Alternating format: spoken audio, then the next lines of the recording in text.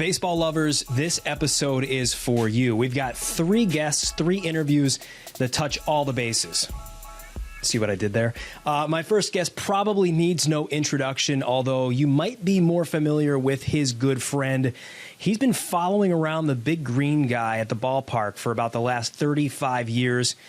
And to be honest with you, that is not an easy job because the green guy is the Phanatic, and he is everywhere. He will keep you on your toes. He's getting into things at the ballpark. He is on the field. He does weddings. He really does it all. So how does one prepare for life as the Phanatic's best friend? We find out. This is a Gallen of Questions. My name is Pat Gallen, and I sit down with the one and only Tom Burgoyne. Tom, good to see you, my friend. Always a pleasure. Take us back, way back, when you were a young man and you thought about becoming the Phanatic's best friend. What prepared you for this life? You know what?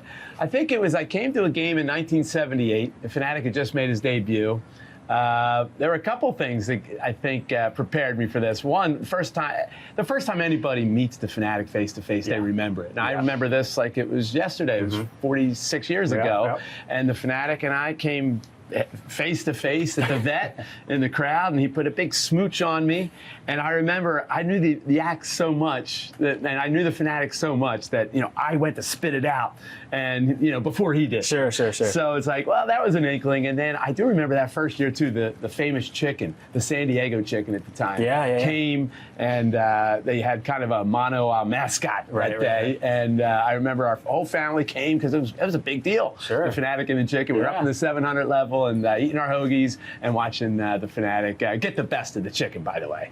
So what was your first year on the beat, so to speak? 1989, I started following this guy around. Yeah, we're very close. Very close. Very tight. All the inner workings of the Phanatic and what he likes and what he doesn't like. Has anything changed over the years with you and the Phanatic? He's got a bigger ego now. But it's true. I mean, I do all his laundry. I'm his chauffeur. I'm his cook. I'm his spiritual advisor. Sure. I'm his agent. The whole nine. The whole nine. But he still eats 4 cheesesteaks before every game. Hope he sends you a Christmas card. No, the Phanatic, it's kind of one of the great things. This is his 47th season here in Philadelphia after he came over from the Galapagos Islands. Yeah, that's right. And that's the one thing, he really hasn't changed much. He's got that same personality that people kind of fell in love with him right from the start. Does it ever surprise you? Because I'm the same way, right? I grew up here. I grew up a Phillies fan. I came to the games at the vet, and you'd always look around trying to find the green guy in the crowd. Does it ever shock you that nothing has really changed with the way the fan base still connects with the Phanatic? It is unbelievable. The fan reaction around the Phanatic is still, it always shocks me. When I'm with the Phanatic and the Phanatic just stands still for 1 second and he's got 100 people around him. And it's really neat because it has kind of gone on now through generations. I see all the time, dads running after the Phanatic with their kids saying, we got to get the Phanatic. Because I did this when I was a kid, So it's really, really cool to see. And people, to this day, just can't seem to get enough of the Phanatic. I'm guessing it keeps you in pretty good shape to be the Phanatic's best friend, but how are you doing that? How are you staying in shape to make sure that you keep up with him? Yeah, he keeps me busy. I don't climb up all the chairs like he does. I take the aisles, but no, he keeps me real busy, Pat. I'm always running after him. I don't know what it is. I work up a big sweat. I wonder how does that happen? I get sweaty just when the Phanatic is hanging out, but it's a great workout. So when you think back to 1989 and all that's changed around you with the sport, with the players, with all the people that have come through the organization, with a new ballpark. Is that kind of mind-blowing in a sense? Yeah. There have been a lot of changes. This is the Phanatic's second ballpark, so everything's just heightened here. The music and our entertainment. The biggest challenge and the biggest change, I think, is the cell phone camera. Yeah. It used to be the Phanatic would go out, and I think in a 10-game homestand, maybe he'd pose for 5 pictures, in 10 games. Now it's, if there are 40,000 people at the ballpark, 40,000 people want the Phanatic's picture, and so that's a little bit of a challenge for the Phanatic. But when he gets that one-on-one interaction with somebody and he can pose for a picture or give a high five, that's kind of that magical moment that the Phanatic, just thrives on. I am guessing that over, your tenure and the Phanatic's been around a long time, that you've gotten some pretty ridiculous requests. What's the most ridiculous one you can think of in terms of, come over here, Phanatic, I want you to do X, Y, Z? I got a lot of interesting stuff in the mail to give to the Phanatic. I will say that. A lot of interesting stuff comes through the mail. Yeah, you know, the Phanatic has walked a couple brides down the aisle, and he's, you know, kind of hung from helicopters and made some great entrances and has entertained the 9 Supreme Court justices, and he's been on stage with rock stars, and, you know, he's been on TV shows. So he's, you know, I don't know, it's one of the beautiful things. You know, I'm the guy who answers the phone for the Phanatic. I'm his agent. So it's like, so when that phone rings, you just never know where the Phanatic's going to wind up. So birthday's coming. When is that birthday? Yeah, so we got the big birthday coming up this Sunday. The Phanatic has invited some of his mascot friends from around baseball. He's got, of course, some of Philly's favorite mascots will be coming, and I think we're going to play a little baseball game on the field before the game, and got to make sure. The birthday is one of the best days of the year. You know? It's just so much fun. You know, it's almost like the Phanatic likes to think they're all here for him. The game is kind of secondary when the Phanatic celebrate his birthday, but we always ask for fans to get down there early, because it's always a big surprise when the Phanatic comes out onto the field. All the kids yell surprise, and then we have, you know, this year the big baseball game with the mascot, which is going to be great. Do you have another favorite mascot around baseball or around sports that you personally enjoy? Yeah, you know, they're all great. You know, every year in 1996, since 1996, the mascots all get together at the All-Star game. Yep. And so it is pretty great. You know, they're all friends. And Slider from Cleveland always makes the Phanatic laugh. I think that's his Slider favorite. from Cleveland. Yeah, he's great.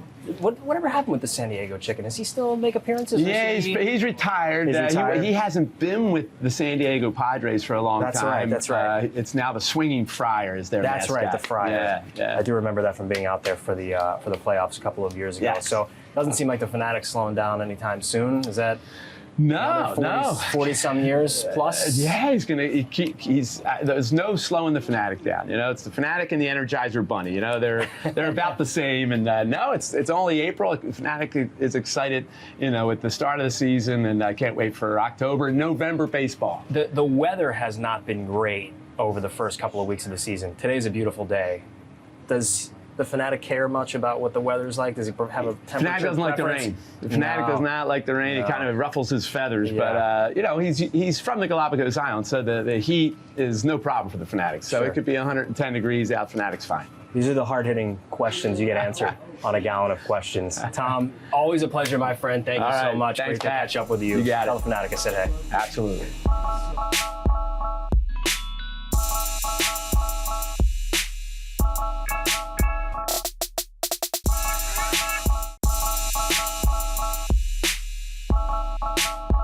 Last month, I traveled to Clearwater, Florida to catch up with some Phillies players, new and old. And one player in particular that I caught up with remains a huge fan favorite for a big home run he hit in the 2008 World Series. I caught up with Joe Blanton, and we talked about wine. We talked about 2008, of course. And we also discussed why the organization is so special to him. Here's Joe Blanton. But yeah, so what makes it different, having been with 7 different teams? What stands out about the cohesiveness of the organization as compared to some other teams? You know, I think if I really feel like I had to pinpoint one thing, it started when when David Montgomery was here. Yeah. He really had a big emphasis on that. And I noticed that as soon as I got over, and his emphasis was family, and that went across the players and extended into your personal family, wives, kids, all of that, and that just made it all feel a little bit closer. And then obviously, post-playing career, they just do a fantastic job of keeping that going. Where it's not that other teams they were bad to play for. Of course. They don't do anything like that. It's just I think they take it to the next level.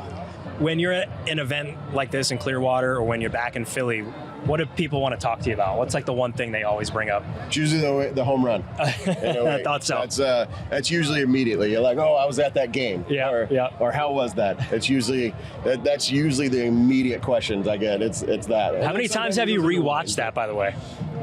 Not very often. No? No, I remember, I don't know, it was a couple years ago. I put it on the screen, and I didn't realize how bad the video was. In a way, yeah, right. First off, but my son's 11, so it was a couple years ago. I showed him. He was maybe 9 or so. Okay. I showed him, and I was like, flexing, look at Dad, look at that swing. He looked at me and goes, "That's it." So, kids put it in perspective real quick on you. Well, that's rude. You're grounded. I'm sorry. That's it. Yeah, that's awesome. I think that was the last time I looked. I put it away after that. I'd probably have that up on a TV running on repeat if I hit a home run like that. But so, yeah, going back to those days, obviously you and that entire team still hold a very special place in the hearts of Phillies fans, and you will forever. When you think back to those days, though, what was the energy like in the city and with the team going through that? It was unbelievable, right? So I got there at kind of the peak. Yeah. Traded over from the A's, the All-Star break of 08. Obviously, they won Division 07, but that was kind of right at that peak of all that, 8, 9, 10, 11, and then I got traded away in 12. Yep. So that was it was an incredible run. The atmosphere at the field, I always tell everybody, it's like no other. And it came back for a playoff game this year, and it was the same. Yeah, it's crazy. So anytime I see baseball fans, and they're like, "Oh, where should I go see a game?" I was like, "You got to go to the bank." And they're like, "Really?" I was like, "No, 100%." Yeah. I was like, "There's no other environment like it." We did, and what you said, we had a special team. We had a special group of guys that I still keep in touch. Yeah, I was going to ask with who. a lot of the guys. Yeah. I could go down the list, a good half of them. But for me, also, I travel a lot now. Sure. So I'm able to I wind up seeing guys in different cities that I go to, and I know where they live, and I'll reach out and be like, "Hey, what's up? Let's go grab dinner. Let's go grab a drink. Let's catch up." So, what are you traveling for these days? Is that the wine thing? Making wine. Talk about that, because I love wine. Love to drink it. Love to talk about it. So traveling around doing wine now. It's kind of what I do. Just sometimes it's through charity events. Okay.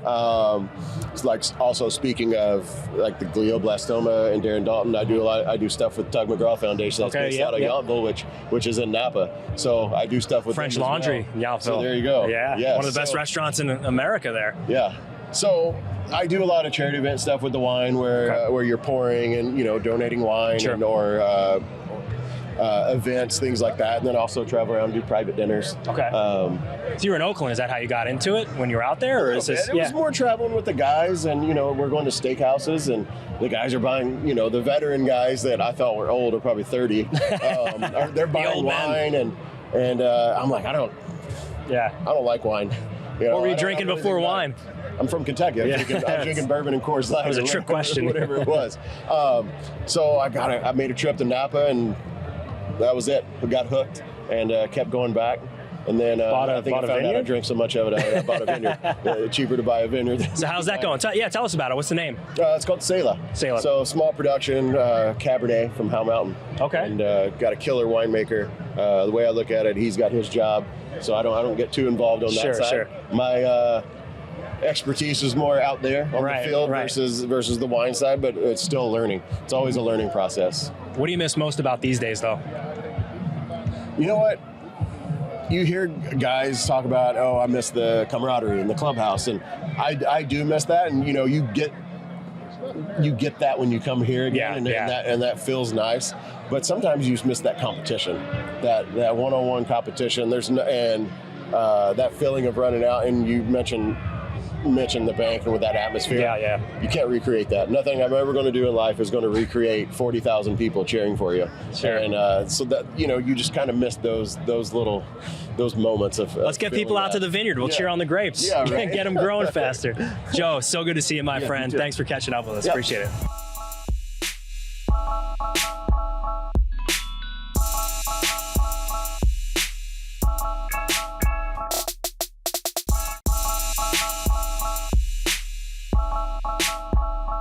Before he was drafted by Cleveland in the 2016 MLB draft, I went to Holy Ghost Prep in Bensalem to meet a blossoming star. His name is Nolan Jones, and he was selected that year in the second round by Cleveland. And then this past year, 2023, after about 7 years in the minor leagues, had a breakout season. These numbers are great. 297 with a 931 OPS, 22 doubles, 20 homers, 20 steals, 62 runs batted in. And for the first time in his career, he was back where it all began in Philadelphia. I got a chance to catch up with Rockies first baseman and outfielder Nolan Jones. Welcome back, man. How's it feel to be back in Philly?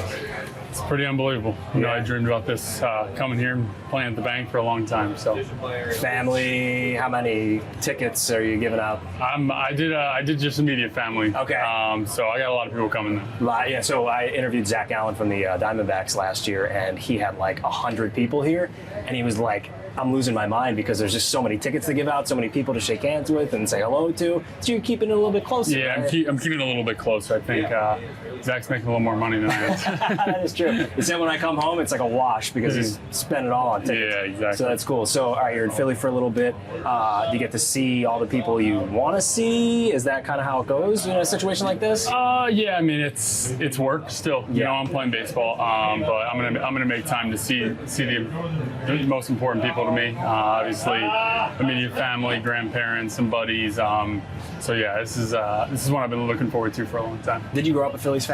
I actually didn't. I was a Red Sox fan growing up. So yeah, I won't was. hold it to you. I mean, it's no big deal. But this is where I came to watch games. So. Sure. I mean, how many times do you think you've been down to this ballpark? Probably 50 or so. Yeah.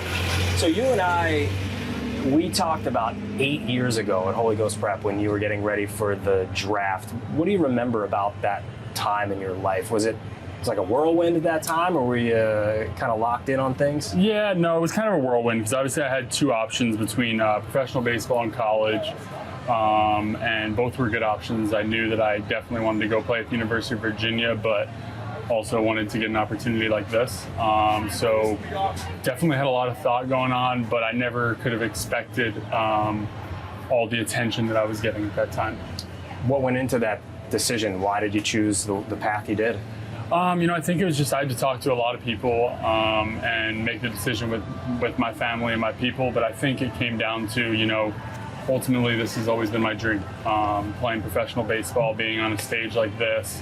And so I think that it definitely wasn't easy, but I haven't regretted it once. So, what age were you when you thought like, this is a possibility, like I could actually play at a really high level? I think my sophomore year of high school was the first time I really traveled out of really like the PA, Jersey, Delaware, New York area, the Northeast to go play.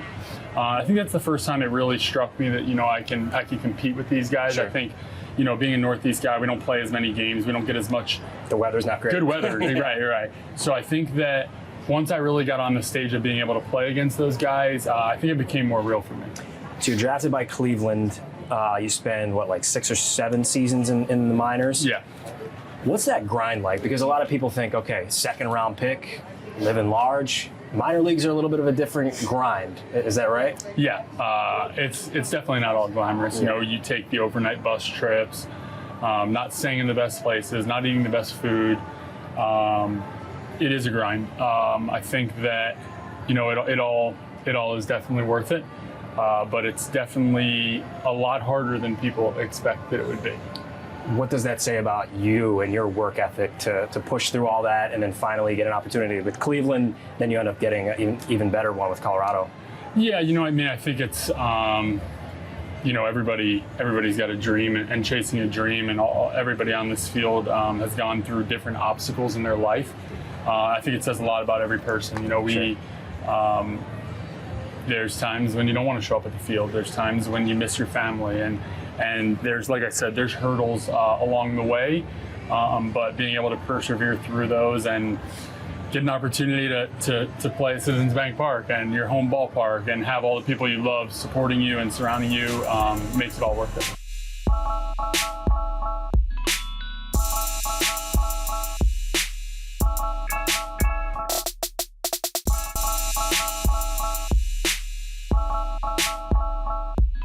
I got a Gallen of Questions here.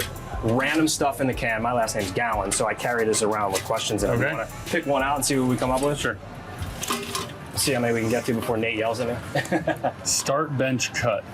The Nolan edition. No way I got the Nolan. Are they all the Nolan edition? No, they're not all the Nolan editions. Just those. So This is what are the odds I pulled this out? No, it's pretty good because I put it in there. That's why. Nolan Ryan, Nolan Arenado, Nolan Jones, start, bench, cut. Dang it.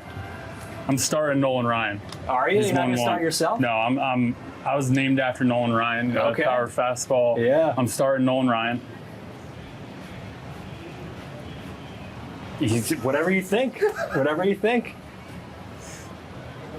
I think I'm gonna bench Arenado and I'm gonna cut Jones. Really? I think it'd be disrespectful not to. All right, fair enough. Fair enough.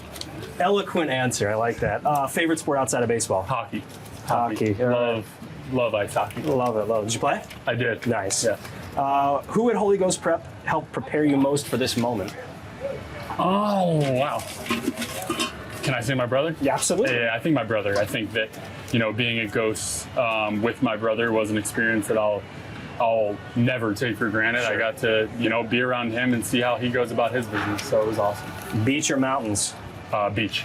You're a mountain man now, though, right? I'm a mountain man now, but Denver, in the off season, I'm a beach guy. For sure. What No, I beach? live in Arizona. I'm a mountain guy for sure. Where were you, like a beach guy here? What was your shore point? we went to Long Beach Island. Long Beach Island? Yeah. LBI. All right, you got another start bench cut. Cookies, ice cream, water ice. Gosh, that's hard too.